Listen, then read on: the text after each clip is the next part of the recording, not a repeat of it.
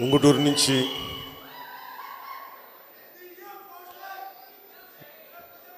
నుంచి వచ్చిన మా జనసేన నాయకులకి, మా వీర మహిళలకి, ఆడపడుచులకి, అక్క చెల్లెలకి, తల్లులకి, ఉత్సాహం ఉరకలేసే మా జన సైనికులకి, 22లో 2600 చిలుకు క్రియాశీల కార్యకర్తలుంటే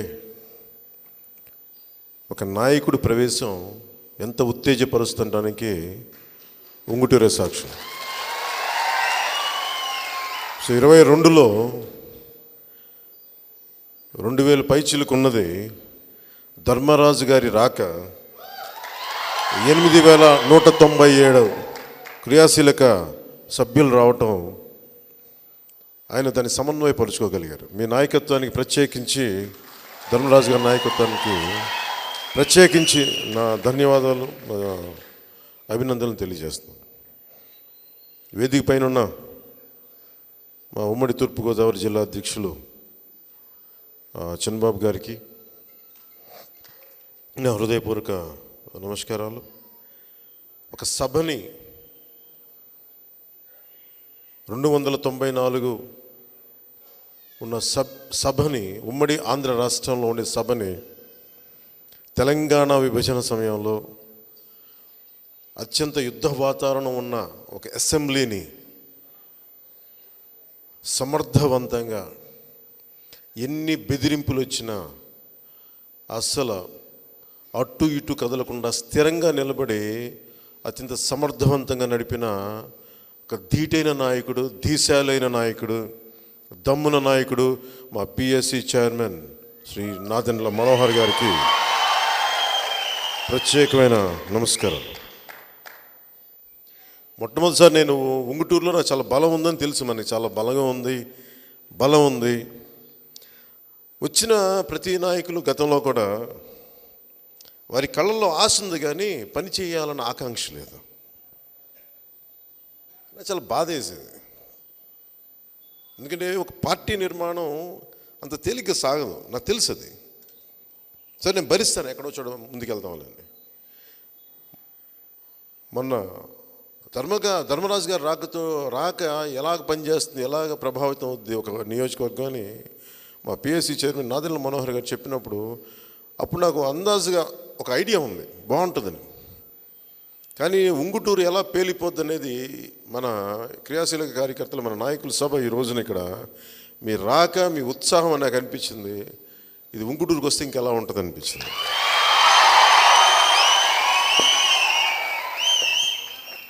ఉదాహరణకి ఇప్పుడు మనం వస్తాం,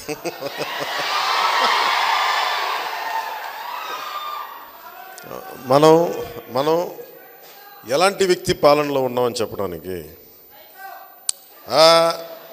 అది అందరికీ తెలిసిందే. పిండాకుడు అంటే పిండి వంట అనుకునేవాడు, తద్దినానికి అట్ల తద్దికి తేడా తెలియనివాడు, శ్రాద్ధానికి శ్రావణ శుక్రవారానికి తేడా తెలియనివాడు, ఆకి తేడా తెలియనివాడు, వరాహికి తేడా తెలియనివాడు, ఆ మహానుభావుడు ముఖ్యమంత్రి.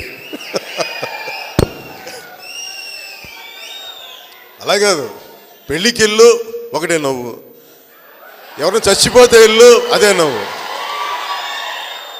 చెప్పండి ఎవరన్నా అతనికి, వాళ్ళు నవ్వకూడదా బాబు అండి. సరే, ఇంకది పుట్టుకతో వచ్చిన బుద్ధులు పిడకతో పోతాయంట. సో మనకెందుకులే కానీ అని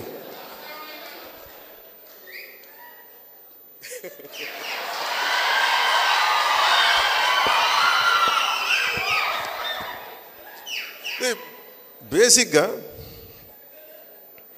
మనం చూడాల్సిందే. నాకేం సరదా కదరా పాలిటిక్స్.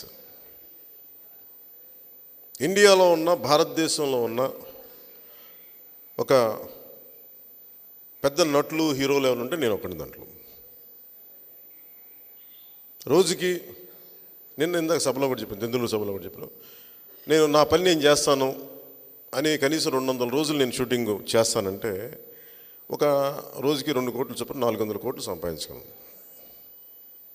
ఇది బేసిక్గా. ఓకే, పవన్ కళ్యాణ్ అంటే పెద్ద హీరో కాదు, ఎవరితో పోటీ పడలేడు, ఏదో మాదిరి హీరో అనుకుంటే నేను ఒక 400 కోట్లు సంపాదిస్తాను. లేదు కాదు కూడదు మిగతా వాళ్ళతో పోటీ పడదామంటే ఒక 1000 నుంచి 1500 కోట్లు సంపాదిస్తాను. అది నా కెపాసిటీ. పోటీ పడాలి అనుకుంటా, వదిలే.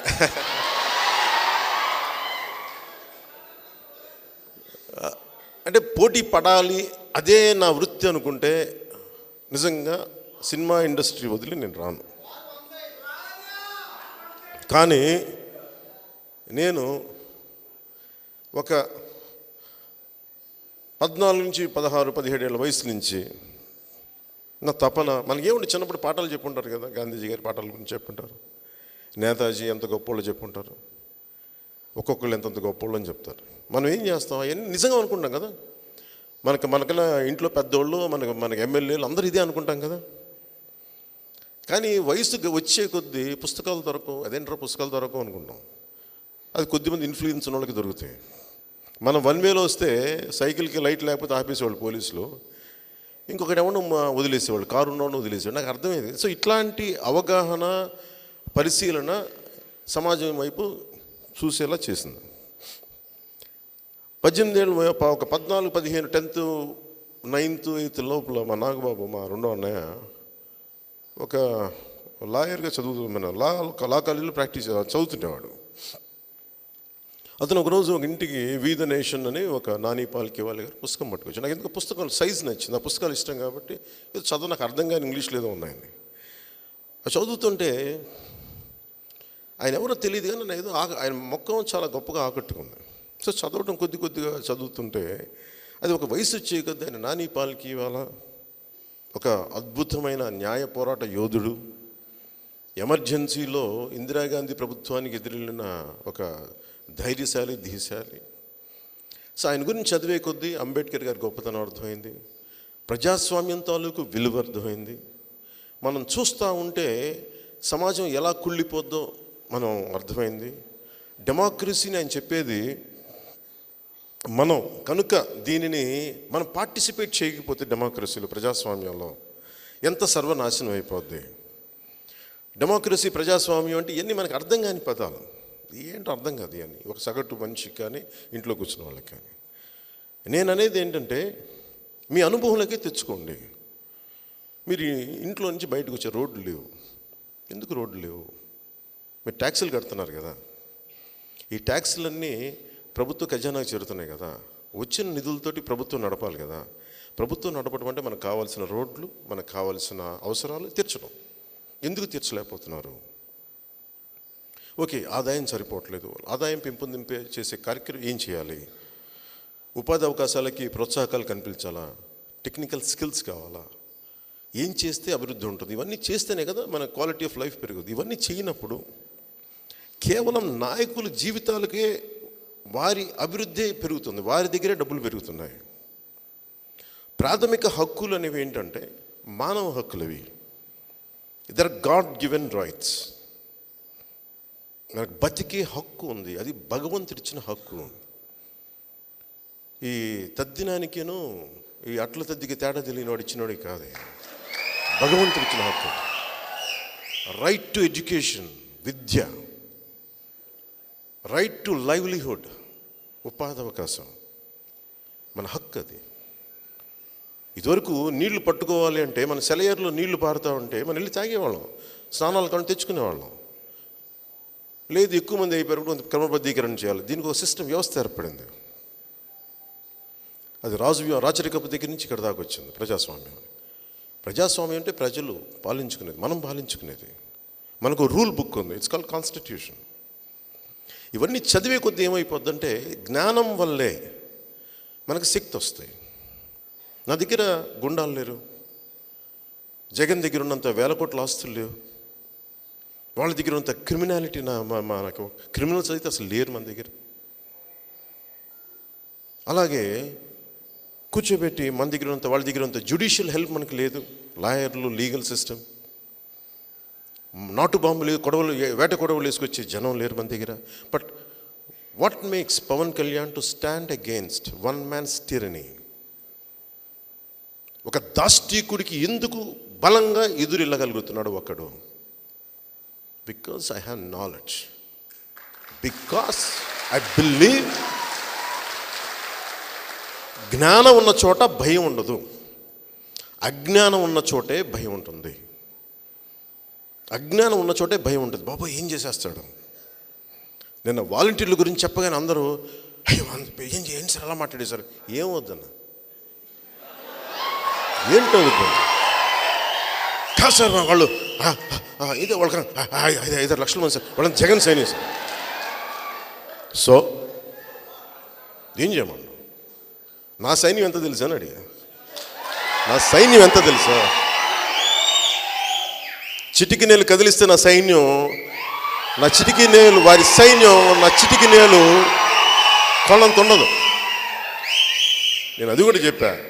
మా వాళ్ళు వస్తారని కూడా నేను చెప్పలా. పవన్ కళ్యాణ్ ఒక్కడే ఉంటాడు. 6 లక్షల మంది రండి, ఒక్కడే ఉంటాడు పవన్ కళ్యాణ్. ఎందుకు చెప్తున్నానంటే ఫస్ట్ మనం ధైర్యం తెచ్చుకోవాలి. సో ప్రజాస్వామ్యానికి ఎప్పుడూ ఎక్కువ మంది రారు బయటికి. చాలా హ్యాండ్ఫుల్ ఆఫ్ పీపుల్ వస్తారు, కొద్ది మంది. 10 మంది వస్తే చాలు. మీరు ఊహించుకోండి, ఈరోజు బాబాయ్ జగన్ అండి, వైసీపీ అండి, వాళ్ళంతా చాలా పెద్దోళ్ళు అండి, ఏది ఎవరు మాట్లాడతారు ఇవన్నీ? రోజు వారి కూలి చేసుకునే వ్యక్తి మాట్లాడితే నేను అర్థం చేసుకోగలను. 1000 కోట్లు ఉన్నవాళ్ళు ఇదే మాట్లాడతారు. ఖండాంతరాలు దాటిన పేరున్న వ్యక్తులు కూడా ఇదే మాట్లాడతారు. అందరూ ఇదే మాట్లాడతారు. నాకు అర్థం కాదు, దేనికి భయపడాలి ఈ జగన్ అనే ఒక దుష్ట శక్తికి? దేనికి భయపడాలి? కాదు, నాకు అర్థం, జగన్కి కార్తవీర్యార్జునులాగా ఒక 1000 చేతులు ఏమైనా ఉన్నాయండి జగన్కి? అలాంటి కార్తవీర్యార్జునుడినే పరశురాముడు అడ్డగోలుగా నరికేశాడు. అంటే ఎందుకు చెప్తున్నానంటే fundamental rights, God given rights ఎందుకు చాలా ముఖ్యమైనవి అంటే ఎవరి జోలి. నాకు చిరాకు ఏంటో చెప్తాను. చిన్నప్పటి నుంచి నేను ట్యాక్సులు కడతా, తల ఉంచుకొని వెళ్తా, నేను నా టీచర్ చెప్పింది చేస్తా, నా స్కూల్లో నా మాస్టర్లు చెప్పింది తింటా. ఎవడు గెలుస్తాడు ఎప్పుడు? చిన్నప్పటి నుంచి రుబాబు చేసేవాడికి అంటే భయం. మనకి తల ఉంచుకొని ట్రాఫిక్ వైపు వెళ్తుంటే మనం పోలీస్ కానిస్టేబుల్ అంటే ఆగిపోతాం. ట్రాఫిక్ రూల్స్ని పాటించని ఒక ఎమ్మెల్యే తాలూకు రౌడీలు వెళ్ళిపోతుంటే ముందు వెళ్ళిపోతూ ఉంటుంది. అంటే ట్రాఫిక్ రూల్స్ పాటించేవాడికి సౌకర్యం లేదు దేశంలో, ఈ సమాజంలో. రూల్స్ పాటించిన వాడు మనల్ని వాడు రూల్స్ పాటించమని చెప్తూ ఉంటాడు. నాకు ఇది విసుగు చిన్నప్పటి నుంచి. ఓకే, హీరో అయ్యాం, యాక్టర్స్ అయ్యాం, నచ్చట చిన్నప్పటి నుంచి. అసలు యాక్టింగ్ ఏంటి అని. కానీ అయ్యాక నాకు అనిపించింది, భగవంతుడు నన్ను ఎందుకు యాక్టింగ్లో పెట్టాడో నాకే తెలియదు. నాకు అసలు పెద్ద ఇంట్రెస్ట్ లేదు నాకు యాక్టింగ్ మీద. అసలు 10 మంది ముందుకు రావాలంటే ఇబ్బంది, ఎందుకు అవసరం అనుకున్నాను. అలాంటిది నన్ను తీసుకెళ్ళి నేను యాక్టింగ్ ఎంత ఇబ్బంది పడతానని చెప్తాను వచ్చిన సాధారణ. సుస్వాగతం సినిమాకి నన్ను వైజాగ్ జగదాంబ సెంటర్లో బస్సు ఎక్కించి డ్యాన్స్ చేయమన్నాను నన్ను. అంటే అంతకుముందు ఏం చేసింటాను నేను? నాని పాల్కి వాళ్ళ గురించి చదివి, ఫ్రీడమ్ ఎట్ మిడ్ నైట్ అనే పుస్తకాలు చదివి, లేదంటే రామ్ మనోహర్ లోహియా గారి పుస్తకాలు చదివి ముందు రోజు రాత్రి ఆ మైండ్ సెట్లో ఉంటే ఆ పవన్ కళ్యాణ్ వచ్చి 1 2 3 డ్యాన్స్ చేసేయమంటే చచ్చిపోయాడు నేను. కమ్ కమ్ కమ్ వెల్కమ్ పలికిన లవ్ సరేనారంటే ఓకే. నేను మా వదిని చెప్పి ఏడ్ చేశాను. ఒకవేళ నేను బుద్ధి లేకుండా ఎందుకు ఒప్పుకున్నారు సినిమాల్లో యాక్ట్ చేస్తారని. అసలు నా బుద్ధి ఏమైంది? శుభ్రంగా ఏదో కూర్చోబెట్టి ఏదో నాకు నచ్చింది చేసుకుంటే పోయిండేది కదా అంటే నాకు సమాధానం దొరికేది. కానీ అదృష్టవశాత్తు తర్వాత మీ అందరి ఆదరణ, ప్రేమ, నా కష్టమని ఫలించినాయి. నేను అప్పుడప్పుడు అనుకునేవాడిని, అసలు నా కోరిక లేకుండా ఇంత పెద్ద పేరు, ఇంత అభిమానం దేనికి వచ్చింది నాకు? నేను కోరుకున్నాయి కావంటే నాకు ఒకటే సమాధానం అనిపిస్తే, నువ్వు ఇంతమందికి పని చేయాలి కాబట్టి నీకు ఇంత పేరు ఇచ్చాను. నీకు ఆ పేరుని నువ్వు సమాజానికి వాడు, అందుకని నీకు ఇంత పేరు ఇచ్చాను నాకు భగవంతుడు చెప్పినట్టుగా ఉంటుంది. సో నాకున్న మీరు ఇచ్చిన ప్రేమని నేను సమాజానికి ఉపయోగిస్తాను తప్ప నాకు ఉపయోగించను. సినిమాల్లో ఒక రికార్డింగ్ తోటి 3 గంటల్లో అద్భుతాలు క్రియేట్ చేయొచ్చు. రియల్ లైఫ్లో జగన్ లాంటి విలన్స్ని ఎదుర్కోవాలంటే ఇలాగే ఉంటుంది. ఇంట్లో ఆడవాళ్ళని తీసుకొస్తారు, తల్లులను తీసుకొస్తారు. మనం మట్టుకు ఒక్కళ్ళని వారి ఇంట్లో వాళ్ళని ఆడవాళ్ళని మనం ఏమనకూడదు. మనం అనలేం కదా, మన సంస్కారం కదా, మనం అనలేం. ఎంత అనుకున్నా నువ్వు కూడా అని అనటానికి ఎంత కాదనుకున్నా జగన్ గారి సతీమణి భార్యని మేము భారతి మేడం గారే అనుకుంటాం. అంతకుమించి ఇంకంత తగ్గించలేము. అసలు పెళ్ళాం అనే పదం వాడం మనం ఎప్పుడు. భార్య సతీమణి అంటాం. ఇన్ కేసు ఏదైనా ఒకవేళ మాట మాట్లాడాలంటే ఈ దౌర్భాగ్యుడు పెళ్ళాం అనేస్తాడు. కాదు జగన్ ఇట్రా నీకు దగ్గర చెప్తాను, ఇలా ఏంటన్నా సరిగ్గా చెప్పు. బానా పేన సరిగ్గా చెప్పు. నీకు ఏ స్కూల్లో చదువుకున్నావు నువ్వు? నీ టీచర్ ఎవడు? శివశివాని స్కూల్లో చదువుకున్నావు. అప్పుడు 10th క్లాస్ పేపర్లు వచ్చేసేవాడు. నిజమేనా అది? అది నాకు తెలియదు ఎన్ని, కానీ వింటున్నాను కానీ అవన్నీ కాదు. కానీ అంటే ఇవన్నీ సరిగ్గా సంస్కారం లేనివాడు ముఖ్యమంత్రి అయితే దుస్థితి ఎలా ఉంటుందో మనం చూసాం. గుండాలు అంటే ఇందాక మనోహర్ గారు చెప్తా ఉంటే పంచాయతీ ఎన్నికల్లో నా హక్కు కదా, నేను నామినేషన్ చేసే హక్కు కూడా నాకు లేదంటే ఎట్లా? నా దేశంలో అంటే రాజ్యాంగం 154 మంది, ఇంకా ఎక్కువ అనుకోండి, అంతమంది మహానుభావులు ఒక సంవత్సరం దాదాపు 9 నెలలు సంవత్సర కాలం కూర్చొని సెంట్రల్ హాల్లో కూర్చొని డిబేట్స్ జరిపి ఇంక్లూడింగ్ బలూచిస్తాన్ దగ్గర నుంచి వచ్చి కూడా, ఆఫ్ఘనిస్తాన్ నుంచి అక్కడి నుంచి వచ్చి మొత్తం పాకిస్తాన్ అన్ని ప్రాంత సింధు నుంచి వచ్చి కూర్చొని అసలు ఎలాంటి రాజ్యాంగం కావాలి దేశానికి, మాకెలా కావాలని మాట్లాడి, అది అంబేద్కర్ గారి అధ్యక్షతన. అంటే మామూలు మేధావులు కాదు వాళ్ళు. ఒక రామ్ మనోహర్ లోహియా లాంటి మహానుభావుడు జర్మనీకి ఆ రోజుల్లో జర్మన్ భాషలో ఎకనామిక్స్ మాస్టర్స్ చేసి వచ్చినాడు. అంత చదువుకున్న వ్యక్తులు వాళ్ళకి వీళ్ళకి ఏంటి, నక్కకి నాగలోకానికి ఉన్నంత తేడా ఉంది. అంటే వీడు కూర్చొని ఈ బంచ్ ఆఫ్ అన్ఎడ్యుకేటెడ్ ఇలిటరేట్, చదువులు ఉండొచ్చు వీళ్ళకి, నేను కాదంట్లా, డిగ్రీలు ఉండొచ్చు, జ్ఞానం క్యారెక్టర్ లేని వ్యక్తులు వీళ్ళు మాట్లాడితే నాకు అనిపిస్తుంది వీడికి ఏం హక్కు ఉంది వీళ్ళు మాట్లాడటానికి. ఏదైనా మాట్లాడితే గొంతులేసి పడిపోతారు అందరూ రౌడీల్లాగా. ఇదే ఒకప్పుడు టంగుటూరి ప్రకాశం పంతులు లాంటి వాడు ఉంటే పంచి ఎగ్గొట్టి దవడ ఈ దవడ కొట్టేవాడు, చదువుకున్నాడు. ఈ సన్నాసులకి, ఈ దుర్మార్గులకి, ఈ దోపిడీదారులకి అర్థం కాదేంటంటే సగటు మధ్య తరగతి మనిషి, చదువుకున్నవాడు, తెగించినవాడు రాజకీయాల కోసం వీళ్ళు ఇప్పుడు చూడాల. డబ్బుని పెట్టుబడిగా పెట్టి ఇంకొంచెం డబ్బు సంపాదిద్దామని రాజకీయ నాయకులు చూశారు. కానీ విలువలతో ఉండి ఒక సగటు మధ్యతరగతి సమాజం నుంచి వచ్చిన వ్యక్తులు రాజకీయాల కోసం, దేశం కోసం నిలబడితే ఎలా ఉంటుందో ఈ వ్యక్తులు ఎవరు చూడలేదు. చూపెట్టారు.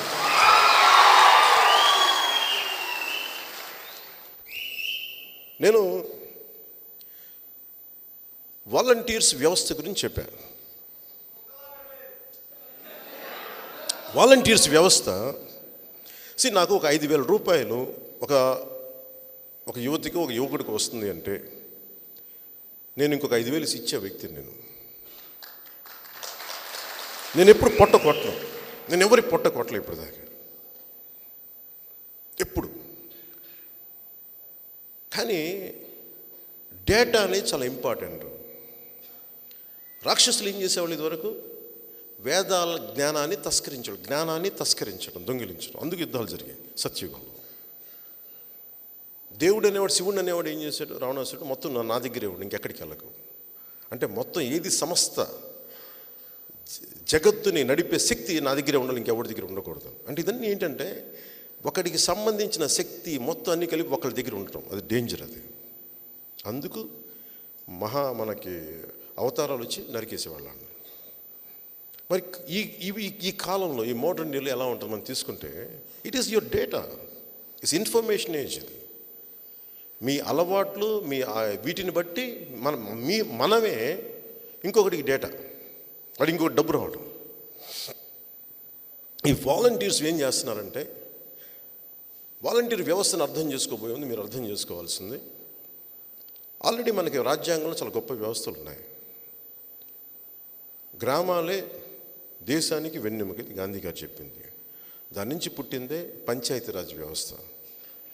ఇవన్నీ కాకుండా దానికి మించింది మనకి జ్యుడిషియరీ, ఇది లెజిస్లేచర్, రాజకీయ విభాగం, పొలిటికల్ పవర్, బ్యూరోక్రసీ పవర్, అధికారులు.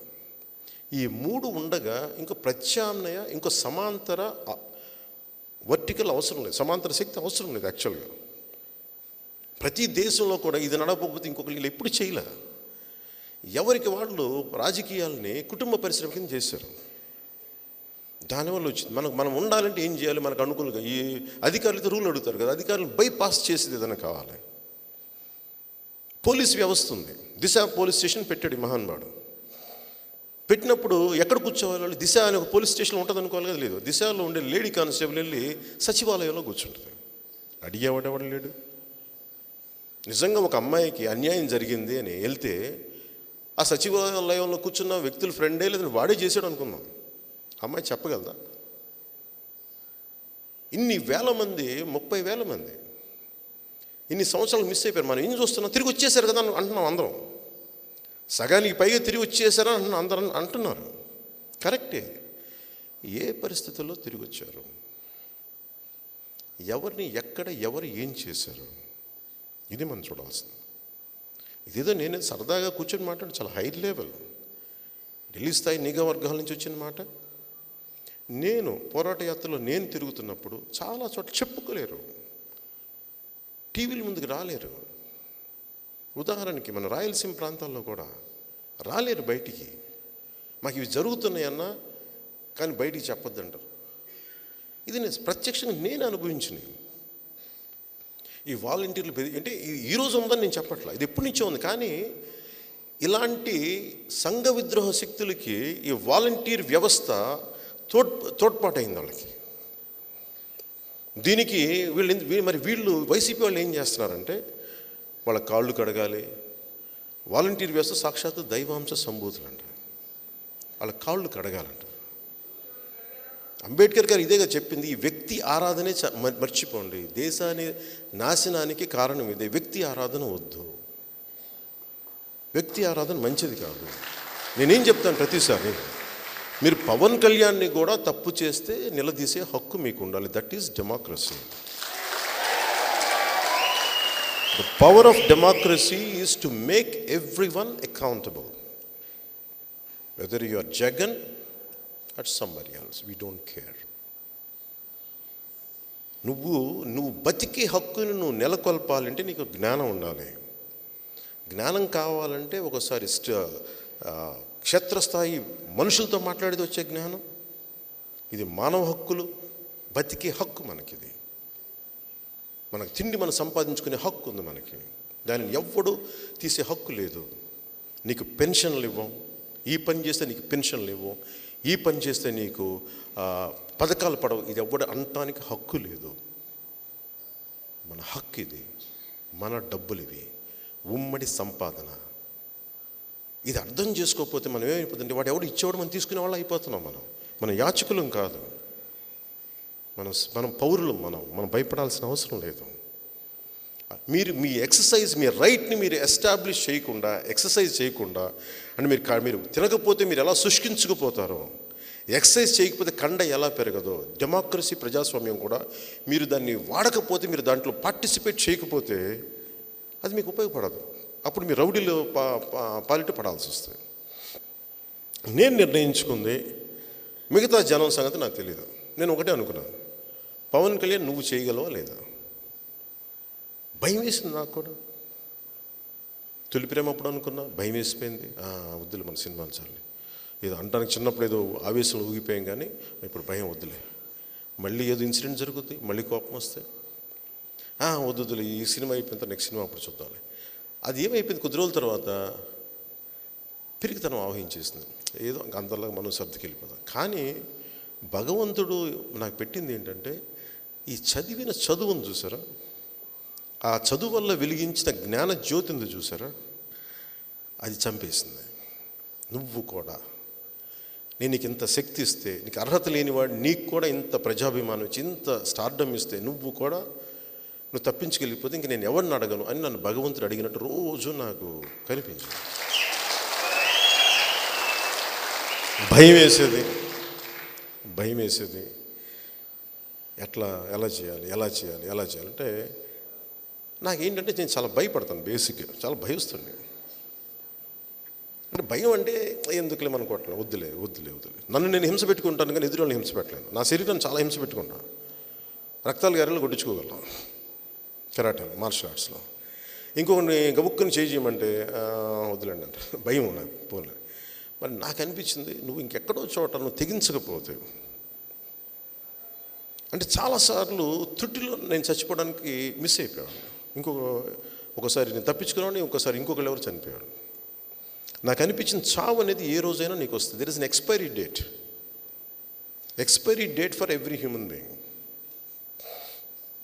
నువ్వు ఏదో ఒక రోజులు చచ్చిపోతాకలే. నువ్వు చెప్పు, నా మాట నువ్వు రా, బయటికి రా. ఒక 2 సంవత్సరాలు చెప్పుకున్నావు.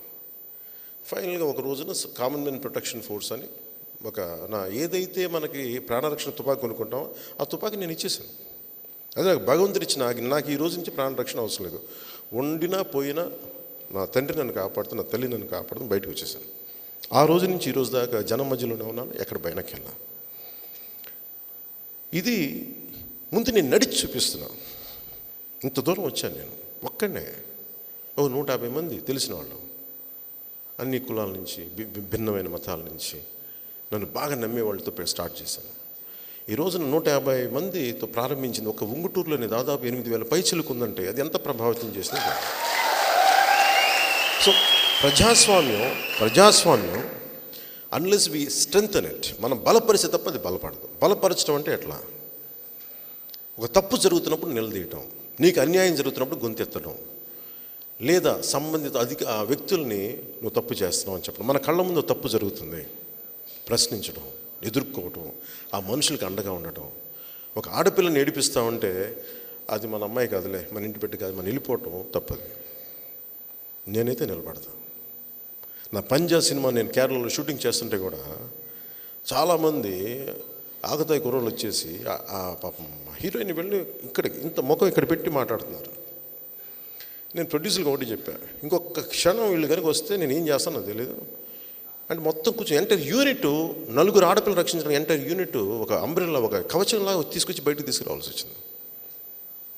ఇది నాకే ఇలా ఉంటే, ఎక్కడో మారుమూల పల్లెటూరులో చిన్న ఊర్లో ఉన్న ఒక తల్లి, ఒక తండ్రి తమ ఆడబిడ్డను ఎక్కడికో పంపిస్తే క్షేమంగా ఉండాలనుకుంటాం కదా, కనీసం ఇది కదా. నాకు భయం ఇలాంటివి, కనీస భద్రత ఆడపిల్లలకి. ఇవన్నీ మనం ఆలోచిస్తూ ఉంటే ఈ వ్యక్తి ఏం చేశాడు, వాలంటీర్ వ్యవస్థ అని ఒకదాన్ని పెట్టాడు. అవసరం లేని వ్యవస్థ అది. ఉన్న వ్యవస్థలను నువ్వు బలోపేతం చేయి. వాళ్ళకి 10 రూపాయలు ఎక్కువ. ఒక యువకుడికి నువ్వు 5,000 రూపాయలకు అంటానంటావేంటి? ఒక జాతీయ ఉపాధి హామీ పథకం ఒక కూలీకే 500 రూపాయలు ఒక కూలీ పనికి చేయడానికి. వీరికి మరి అలా చేస్తే నువ్వెంత? 5,000 రూపాయలు అంటే రోజుకి, సంవత్సరానికి 160 రూపాయలు కూడా రాదు నాకు తెలిసి. అంటే ఒక డిగ్రీ చేసిన వాడి విలువ 160 రూపాయల. అదే నువ్వు ఇచ్చే బలం. ఫస్ట్ నాకు అనిపించింది ఇది వాలంటీర్. అసలు అదంతా ఓకే, అది ఇంకా ఎవరి ఇష్టాలు అనుకున్నా. ఈ వాలంటీర్ వ్యవస్థ ఏం చేస్తుంది, క్రిటికల్ డేటా. ఒకటి, మీరు పెగసిస్ అనే సాఫ్ట్వేర్ గురించి మీరు ఉంటారు. అది భారతీయ జనతా పార్టీ ప్రభుత్వాన్ని అందరు నిలదీశారు. మీరు పెగసిస్ అనే సాఫ్ట్వేర్ వాడుతున్నారంటే ఏంటి, మీరు అందరూ ఫోన్లు పెట్టేశారంట, వాడు చేస్తారంట. అంటే ఒక ప్రధానమంత్రి దగ్గర నుంచి ఎంటైర్ భారతీయ జనతా పార్టీ ప్రభుత్వాన్ని కుదిపేసింది పెగసిస్ అని.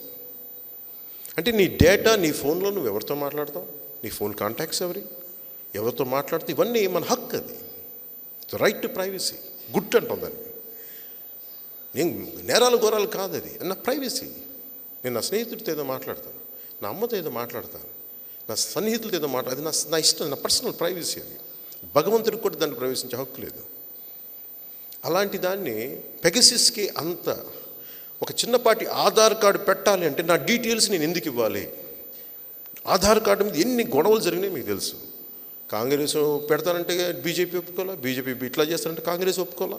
ఇన్ని గొడవలు జరిగి అంటే నా వ్యక్తిగత డీటెయిల్స్ బయటికి ఇవ్వాలంటే అంత భయం అందరికీ. So data protection is very very important. Data protection అలాంటిది ఆధార్ కార్డు, బ్యాంక్ డీటెయిల్స్, వీళ్ళు ఇల్లు ఎక్కడ, ప్రతి 50 ఏళ్ళకి ప్రతి గ్రామంలో 10 మందిని పెట్టేశాం. ఒక గ్రామ సచివాలయం అని ఒక మినీ వైఎస్ జగన్ ఆఫీస్ పెట్టేశాం. దానికి 10 మంది కార్యకర్తలు అని చెప్పి పెట్టేశాం. రెవెన్యూ ఆఫీసర్స్ అంతకుముందు లేదా? అంతకుముందు ఆంధ్రప్రదేశ్ నడవలేదా? అంతకుముందు ఏ వ్యవస్థ నడవలేదా? అంతకుముందు ఎన్యూమరేషన్ జరగలేదా? ఓటర్లు నమోదు జరగలేదా? అంతకుముందు ఎవరికి నిత్యావసరాలు సరఫరా జరగలేదా? జరిగినాయి. ఇంకా ఎఫెక్టివ్గా చేద్దామని చెప్పి ఎప్పుడు జరుగుతాయి. ప్రతిసారి ఒకటి రావని కొత్తగా పెట్టడం, అదేంటంటే మీ లబ్ధికి. ఇది జరుగుతున్నప్పుడు ఏం చేశారు? ప్రతి ఇంటికి పెడితే ఏం జరుగుతుంది? ప్రతి ఇంట్లో ఎంతమంది ఉన్నారు, ఎంతమంది వీళ్ళ ఇంట్లో ఉన్నారు, ఎంతమంది గొడవలు పడుతున్నారు, ఎవరికైనా ఆస్తులు పాస్తులు గొడవలు ఉన్నాయా, ఎవరికన్నా సరే వీళ్ళకి ఏం జరుగుతున్నాయి, వీళ్ళకి అన్నదమ్ముల మధ్య గొడవలు ఉన్నాయా, భార్యాభర్తల మధ్య గొడవలు ఉన్నాయా, భర్త ఎటు వెళ్తున్నాడు, భార్య ఏం చేస్తుంది, ఇట్లాంటి డేటా మొత్తం వీళ్ళ దగ్గర పెట్టుకొని ఇబ్బంది పెట్టేస్తూ ఉన్నారు. ఏమండి మీ పాప అబ్బాయితో చూసామండి, లేదంటే ప్రతిదీ అన్ని రకరకాలు. ఏమండి మీ అమ్మాయి పెద్ద మనిషి ఏంటంటే కదండి, అది చెప్పారండి, ఇది పర్సనల్ డేటా కదండి, ఇలా మాట్లాడుతున్నారు. ఇది చాలామంది ఎక్కడ జనవాణికి వెళ్ళినా ఎక్కడికి వెళ్ళినా ఏంటంటే ఏమంటే కొంచెం ఇబ్బంది పడ్డా వచ్చాం సార్, వాళ్ళు బెదిరిస్తున్నారు సార్. ఓకే, ఇట్లా ఒక ఇబ్బందికరమైన డేటా కూడా చెప్పుకుంటా వచ్చి చేస్తూ వెళ్తూ ఉంటే ఇది చాలా ఇబ్బందిగా తయారైపోయింది. దాని తోడు 30,000 మంది అమ్మాయిలు మిస్ అయిపోతే ఒక్కళ్ళు కూడా మాట్లాడాల. మన ఇంట్లో ఒక ఆడబిడ్డ మిస్ అయిపోతే ఎంత అగ్గగలాడిపోతాం. ఒక్కరు గంట లేటుగా వస్తే మన బాధ్యత కదా, అధికారుల బాధ్యత కదా, పోలీస్ అధికారుల బాధ్యత కదా, రాజకీయ నాయకుల బాధ్యత కదా. 14,000 మంది అమ్మాయిలు తిరిగి వచ్చారు, 16,000 మంది తిరిగి వచ్చి కరెక్ట్. వాళ్ళు ఏ పరిస్థితుల్లో వచ్చారు? సింపుల్గా ఎవరితో ప్రేమించిందని వెళ్ళిపోయింది, అలా కుదరదు. మళ్ళీ తప్పది. అది తీసుకెళ్ళినవాడు మంచోడా, వాడు ఏదైనా తప్పుడు పనులు చేశాడా, వాళ్ళు ఎక్కడికి తీసుకెళ్ళాడు? నా స్నేహితుడి ఫ్యామిలీ ఫ్రెండ్స్ ఒక పాప బాంబేకి అని వెళ్తే ఇంట్లో లేదు, వాడు తండ్రి ఏడ్ చేశాడు. నా ఫ్రెండ్కి ఫోన్ చేసి నాకు చెప్పాడు. నిన్న కన్సర్న్ హైదరాబాద్లో ఎవరికో చెప్తే పోలీసు ఒకటే చెప్పారు, సార్ 24 గంటలు దాటితే 50% ఛాన్సెస్ సార్, 48 అవర్స్ దాటితే మేము చెప్పలేము సార్, ఇంకా మర్చిపోవచ్చు. 48 గంటలు ఒక ఆడబిడ్డ కనిపించట్లేదంటే అంత ఏ స్థితిలో దొరుకుద్దో చెప్పలేం, దొరకపోవచ్చు. ఫైనల్గా అమ్మాయిని ఎక్కడో ఒక చోట ట్రేస్ అవుట్ చేసి కాల్ ట్రేస్ చేస్తుంటే శక్తి సమర్థత ఉన్నవాడు పట్టుకోగలిగాడు తన బిడ్డని. అది కూడా ఏంటి, ఎవరు ఇట్లా కూర్చోబెట్టి ఏదో చేశారని తెలిపోయింది. అది ఎక్కడ కామాటిపుర ఏరియాకి పట్టుకోగలిగారు. అంటే ఇట్లాంటివి జరుగుతాయి. ఏ స్థితిలో వచ్చారు, ఇది చాలా చాలా ఇంపార్టెంట్. నేను అనేది నిరంతర పహారా ఉండాలి కదా పోలీస్కి. పోలీస్ చేత నిరంతర పహారా చేయించి మనం అలర్ట్గా ఉండాలి. అలాంటిది ఇంత డేటా వీళ్ళ దగ్గర ఉంది. ఎక్కడ పెట్టుకున్నారు? మేము ఫోన్లో పెట్టుకుంటామండి డేటా, మేము ఎవరికి ఇవ్వం. కరెక్టే. అసలు నీకే హక్కు ఎక్కడ ఉంది? నువ్వు ఎక్కడ పెడుతున్నావు, ఏ సర్వర్లో పెడుతున్నావు డేటా? అసలు ఫండమెంటల్గా అసలు నువ్వెవరు నా డేటా కలెక్ట్ చేయడానికి? రెవెన్యూ అధికారులు ఉన్నారు, పంచాయతీ బోర్డు వ్యవస్థ ఉంది. రాజకీయంగా కావాలంటే వాళ్ళకి అనుసంధానంగా రెవెన్యూ ఉంది, బ్లాక్ డెవలప్మెంట్ ఆఫీసర్స్ ఉన్నారు. ఇంకేం కావాలి మీకు? ఇవన్నీ కాకుండా వీళ్ళ దగ్గర డేటా మొత్తం తీసేసుకుంటే 50 మందికి ఒక జగన్ తయారాడు. గుర్తుపెట్టుకోండి, ప్రతి 50 ఏళ్ళకి ఒక జగన్ తయారాడు. ఎవరు ఏం చేస్తారు? ఈ మొత్తం ఈ డేటా వాళ్ళ దగ్గర పెట్టుకున్నారంటే ఏం చేస్తారో మీకు ఏం తెలుసు? ఇది మీరు ఉంగుటూరుకి వెళ్ళి మీ గ్రామాల్లో మీరు అలర్ట్ చేయండి. ఇది వాళ్ళకి వాలంటీర్స్కి దయచేసి మీ డేటా ఇవ్వకండి. మీరు వస్తే రెవెన్యూ అధికారులకు ఇవ్వండి. ఈరోజు హైకోర్టు కూడా అదే చెప్పింది. నువ్వు ఇంత సెన్సిటివ్ డేటా, అసలు వీళ్ళు ఎవరు? ఆర్ ది గవర్నమెంట్ ఎంప్లాయీస్, ప్రభుత్వ ఉద్యోగులు మరి ఎవరు వీళ్ళు? Volunteers and volunteer basis. అసలు ముక్కు తెలియక వాలంటీర్కి నా బ్యాంక్ అకౌంట్ నేను ఎందుకు ఇవ్వాలి? ఈ ప్రభుత్వాన్ని ఎందుకు ఇవ్వాలి? అంటే మసిపూసి మారేడికే చేసింది. ఇది డేంజరస్ ట్రెండ్. ఇది మీరు ఎక్కడ ఏం చేస్తున్నారు, ఎవరిలో ఏం జరుగుతుంది, మొత్తం ఇంట్లో ఎప్పుడు ఎవరు పెద్దోళ్ళు ఉంటున్నారా, ఇంకొకరు వెళ్ళిపోతున్నారా, ఈ డేటా ఈజ్ మోర్ డేంజరస్. అందరూ చెడ్డోళ్ళు ఉంటారు నేను చెప్పట్లా, కానీ ఒక బుట్ట కుళ్ళిపోయిన మామిడి పండు ఒకటి ఉంటే చాలు, మొత్తం మామిడి బుట్టే పోద్ది. అందుకని వీటన్నిటికంటే మించి ఒక సమాంతర వ్యవస్థ అవసరం లేదు. ఈ వాలంటీర్ వ్యవస్థని జనసేన ఛాలెంజ్ చేస్తుంది కోర్టులో. మనస్ఫూర్తిగా చెప్తాను, ఛాలెంజ్ చెయ్యాలి. నా డేటా నా హక్కు, డేటా ప్రొటెక్షన్ యాక్ట్ వచ్చింది 2022లో, పార్లమెంట్లో వచ్చింది బయటికి. అది నా డేటా నా హక్కు, నా బిడ్డ ఇటు వెళ్తుందో అది నా ఇష్టం, నువ్వెవడి చెప్పడానికి. మనం ఏం చేయాలి దీంట్లో? మనం జనాలకి కాపలా కళ్ళు అవ్వాలి. మనం జనసేన వైసీపీ చేసే దౌర్జన్యాలకి కాపలా కళ్ళు అవ్వాలి. ఇది నేను చెప్తాను. అందుకని నేను ఎందుకు వచ్చాను పాలిటిక్స్ ఉందా చెప్పడానికి? I want to strengthen democracy. Jagan అనేవాడు నిజంగా చెప్పాలని నా మైండ్లో లేడు. ఎందుకు చెప్తాను? జగన్ అనే జలగలు వస్తుంటాయి, పోతుంటాయి.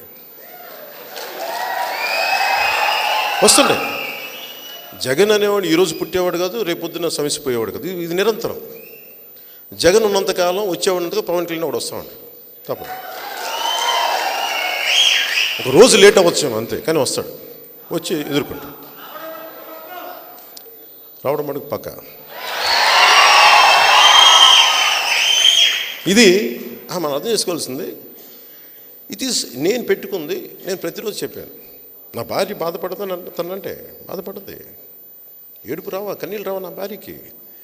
తను అడిగింది, in which way Kalyan, in which way I'm being dragged in to this. ఎందుకు నన్ను దీంట్లోకి లాక్కొచ్చారు? నేను నాకు సంబంధం లేదు కదా, ఎక్కడో ఇంట్లో ఉంటాను, పిల్లల్ని చదివించుకుంటాను, కానీ నన్ను ఎందుకు లాక్కొస్తారు ఈ పాలిటిక్స్కి? నేను చెప్పాను, ఇది దౌర్భాగ్యం. ఇంట్లో కూర్చున్న సీతమ్మ తల్లిని కూడా పట్టుకొచ్చేసారు వాళ్ళు, రావణాసురుడు. ఇదేంటంటే మనిషి తాలూకు అదేముంటుందని ఆ పర్వర్షన్. ఇది మనం ఏం చేయలేము దీనికి. నేను నా భార్యని ఒకటి క్షమించమని అడిగాను అంతే. Sorry, really sorry. ఒకటే మాట చెప్పాను, మా అమ్మకు కూడా ఒకటే మాట చెప్పాను, మనకెందుకు నాన్న ఇవన్నీ. నేను చెప్పాను కదా, మా అమ్మ అంటుంది, ఎందుకురా మన చిన్న కుటుంబాల వాళ్ళకి ఎందుకంటే, అమ్మ మనం కూడా భయపడితే ఇంకెలా అమ్మ. సుగాలి ప్రీతి తల్లి దివ్యాంగురాలమ్మా, చిన్నపాటి ఉద్యోగం చేసుకునే వాళ్ళమ్మా, 14 ఏళ్ళ బిడ్డ రోజు స్కూల్కి వెళ్ళే బిడ్డ తిరిగి వస్తాను చూస్తామ్మా. ఆ బిడ్డ వెళ్ళి ఆ స్కూల్కి వెళ్ళి తిరిగి వస్తే స్కూల్ వాళ్ళు ఫోన్ చేసి మీ బిడ్డను తీసుకుపోవంటే వస్తే బిడ్డ ఫ్యాన్కి ఎలాడుతూ ఉంది, 14 ఏళ్ళ బిడ్డ. నాకు బాధ వస్తామ్మా, ఇవన్నీ మాట్లాడాలి నేను, సినిమాలో చెప్తే సరిపోదమ్మా నాకు అంటే. మా అమ్మ తల్లి బాధపడద్ది, సరే నాన్న నీ ఇష్టం అంటే. మా అమ్మకి ఒకటి చెప్పా, అమ్మ నీకు 5 మంది పిల్లలు ఉన్నారు, 2 కొడుకులు 2 కూతుర్లు, ఇంకో కొడుకు దేశానికి ఇచ్చేసాను అనుకో, ఒకవేళ వాడికి ఏదన్నా జరిగితే నువ్వు దేశానికి ఒక బిడ్డను బలిచ్చేసావమ్మా. ఎంతోమంది సరిహద్దులో సైనికులు చచ్చిపోతున్నారు, బిడ్డను బలిచ్చేసాను అనుకోమ్మా. మా అమ్మ ఏం మాట్లాడలేదు, కాము ఎందు మా అమ్మ ఏం మాట్లాడాల. సో ఒకటి చెప్పి ముగిస్తాను. విదురు నీతి ఉంటుంది. దుర్యోధనుడు మన రాయభారం తర్వాత ఇప్పుడు మన ధృతరాష్ట్రుడు పిలుస్తాడు విదురుని, అసలు ఏం జరిగింది ఏంటి నాకు సలహా ఇవ్వని మొత్తం చెప్పంటే మొత్తం చెప్తాడు. జరిగింది ఒక్క వాళ్ళు అడుగుతున్న కనీసం 5 గ్రామాలు కదా ఇచ్చేసేయి అంటాడు. అసలు వాళ్ళకి కావాల్సిన అర్ధరాజ్యం ఇచ్చేయాలి కదా పాండవులకి, ఇచ్చేయంటే అప్పుడు నీతి చెప్తాడు. అది విదుర నీతి. అది చెప్తున్నప్పుడు ఆయన అనేది ఏంటంటే ఒక చాలా చిన్న మాట, అది చాలా బలమైంది. ఒక కుటుంబం కోసం ఒక వ్యక్తిని, ఒక గ్రామం కోసం ఒక కుటుంబాన్ని, ఒక రాజ్యం కోసం ఒక గ్రామాన్ని వదులుకోక తప్పదు. అందుకని ధృతరాష్ట్ర నేను చెప్తున్నా, ఎంటైర్ ప్రజలు కష్టపడాలని నేను వదులుకోమన్నది ఒక కొడుకును వదులుకోమన్నాను. నీకు దుర్యోధనుడు అనే కొడుకును వదులుకోమన్నాను. అతను కొడుకును వదులుకోలేదు. కొన్ని లక్షల, దాదాపు 2 కోట్ల మంది ప్రజలు చచ్చిపోయారు ఆ రోజున. అంటే 18 అక్షౌహిణీల జనం కొట్టుకుంటే 16, 17, 1.5 అక్షౌహిణి మిగిలింది. అంతమంది జనం చచ్చిపోయారు. ఒక్కడిని వదులుకుంటే 18 ఇన్ని కోట్ల మంది బతికేవాళ్ళు. ఒక్కడిని వదులుకోకపోవటం వల్ల ఇంతమంది ఇది చనిపోయారు. సో నేను కోరుకుంటుంది, మా అమ్మ కూడా చెప్పాను, అమ్మ నేను ఒక్కడిని బలి అయితే చాలామంది సఫరింగ్ అవుతుంది, పోతే నేను పోతాను. నేను నా ఆంధ్ర కోసం, నా భారత్ భూమి కోసం నేను నిలబడతానమ్మా. ఈ వైసీపీ అనే కాదమ్మా, ఎనీ క్రిమినల్స్ ఇన్ పాలిటిక్స్ నేను ఎదుర్కొంటానమ్మా. నేను చచ్చిపోతే నా సంతోషం అమ్మా. బికాజ్ నేను నా నేల అంటే అంత పిచ్చి, నాకు నా జనం అంటే నాకు అంత ప్రేమ. సో నేను కోరుకుంటుంది, మీరు ధైర్యంగా వీధుల్లో వైసీపీ దౌర్జన్యాన్ని ప్రశ్నించండి, ప్రజాస్వామ్యాన్ని బతికించండి. మీకు ఏదన్నా హాని కలిగితే నా ప్రాణం పోయిన తర్వాత మీ ప్రాణాలకి నేను నమ్ముతాను. అందుకని తిరిగి మనం ఉంగుటూరులో కలుసుకుందాం. ధర్మరాజు గారి నాయకత్వంలో బలమైన సభ చేద్దాం, వైసీపీని ఎండగడదాం.